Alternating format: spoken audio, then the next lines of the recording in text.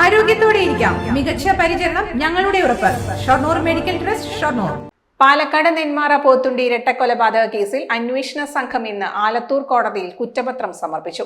ചെന്താമര ഏക പ്രതിയായ കേസിൽ പോലീസുകാരുൾപ്പെടെ 135 സാക്ഷികളാണുള്ളത്.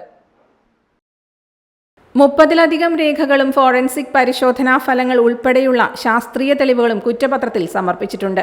ലക്ഷ്മിയെ ചെന്താമര കൊലപ്പെടുത്തിയത് നേരിൽ കണ്ട ഏക ദൃക്സാക്ഷിയുടെ മൊഴിയും ചിറ്റൂർ കോടതിയിൽ രേഖപ്പെടുത്തിയ 8 പേരുടെ രഹസ്യമൊഴിയും കുറ്റപത്രത്തിലുണ്ട്. കൊലപാതകം നടന്ന് 50 ദിവസത്തിനകമാണ് അന്വേഷണ സംഘം കുറ്റപത്രം സമർപ്പിക്കുന്നത്. പിന്നെ പോലീസിൻ്റെ ഒരു ടീം തന്നെ കോൺസ്റ്റിറ്റ്യൂട്ട് ചെയ്യുന്നത് SP സാർ. അതിൻ്റെ അടിസ്ഥാനത്തിൽ നമുക്ക് ഇൻവെസ്റ്റിഗേഷൻ 60 ദിവസത്തിനകം തന്നെ തീർക്കാൻ പറ്റും. 60 ദിവസമായിരുന്നു ഞങ്ങൾ നേരത്തെ പറഞ്ഞിരുന്നത്. അപ്പോൾ SP സാർ പറഞ്ഞ് 60 ദിവസം ആക്കേണ്ട, അതിന് മുമ്പ് തന്നെ നമുക്ക് കൊടുക്കാം എന്ന് പറഞ്ഞ് കൊടുത്താണ്. ബാക്കിയെല്ലാം ബഹുമാനപ്പെട്ട കോടതി ഏൽപ്പിച്ചിട്ടുണ്ട്. ഇല്ല, സാക്ഷികൾ നമുക്ക് നല്ല സാക്ഷികളെ ദൃക്സാക്ഷിയാണെങ്കിലും അല്ലെങ്കിൽ നമുക്ക് കിട്ടിയിട്ടുണ്ട്.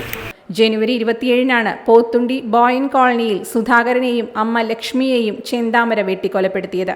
2019 ഓഗസ്റ്റ് 31-ന് സുധാകരന്റെ ഭാര്യ സജിതയെ കഴുത്തറത്തും കൊലപ്പെടുത്തിയിരുന്നു. സജിതയെ കൊലപ്പെടുത്തിയ കേസിൽ ജയിലിലായിരുന്ന ചെന്താമര ജാമ്യത്തിലിറങ്ങിയ ശേഷമാണ് സുധാകരനെയും ലക്ഷ്മിയെയും കൊലപ്പെടുത്തിയത്.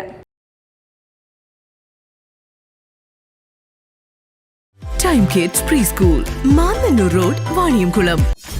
.View news. കാഴ്ചകളാണ് ലോകം, കണ്ടു തുടങ്ങുക.